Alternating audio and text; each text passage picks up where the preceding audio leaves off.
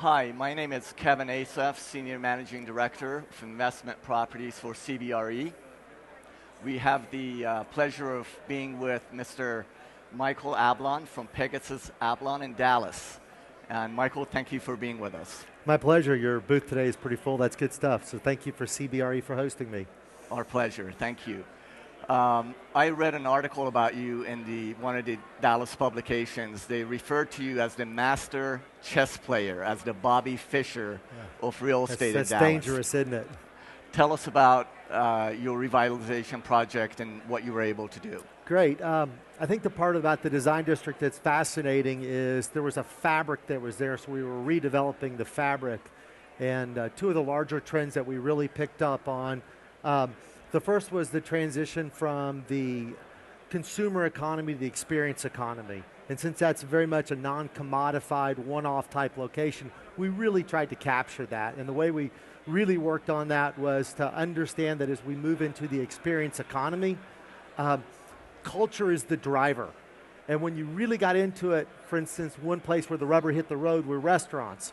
It's where we really trade a lot of culture. So what we tried to do was actually have a no nationals policy. A little bit against the trend, but the local restaurateurs, we have very good ones. They know our culture. So by having restaurateurs that are from Dallas, bringing Dallas culture, it really made it a hub, made it an experience, and then that folded on into the rest of the product that we were selling down there, and the rest of our tenants fed off of that. So that was very interesting. And the second part was the internet.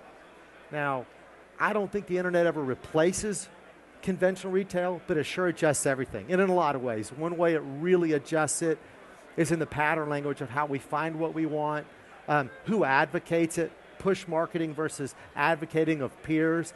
And then the second part was the blog.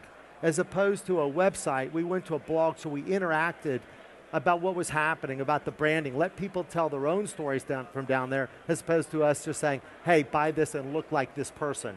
And that really played its way out. And from the blog, that went to the web, and then people came, and they really continued to work through the web and the blog. So that's been really fascinating. It's the social media, the role that it's playing in It is. Consumers. Social media doesn't always apply. On a flash cube office building, there's no interest. But if you have a culture, there's a vibe and an ethos, then it really plays in. So we really tried to pick up on that in that project, whereas on other projects, we have a simple website because that's what's appropriate. That's very interesting. Yeah. I have another question for you. You have a very unique position, sort of a hybrid institution and entrepreneurial, and you've been able to marry the institutional money with entrepreneurial strategy. So tell me a little bit about the institutions that you're dealing with and what you've accomplished over the last few years in that regard. In the post-recession era, post-Lehman, however you want to refer to it, I think one of the shifts we've seen in institutional money has been to be much more focused. They're not less commingled fund, more separate account type money. From our standpoint as a private operating partner and entrepreneurial platform, our notion is where some people are very distressed debt oriented or others are single tenant, they migrate more. We wanted to be very geocentric. We said this is the area we know. We want to know the people, the culture, and the moment that's happening there. As it relates to institutional money, I think they enjoy that. Don't talk to me about Cleveland. Cleveland's great, but I don't know anything about it. But I'm only focused on Dallas. So I think for institutional money, it's a good marriage. They have somebody that's in one spot, highly focused, and that's all I do. That's all we do. And that seems to have been a very good partnership on the institutional between the private equity where we really match very nicely. They want that real specific focus on their one-off investments versus more of a one-size-fits-all, especially on some of the things that I do, which are very culture, very localized, focused, as opposed to something more commodified.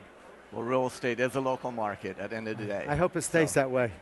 Michael, thank you very much for joining us today. And Kevin, thank you for having me. I really appreciate it.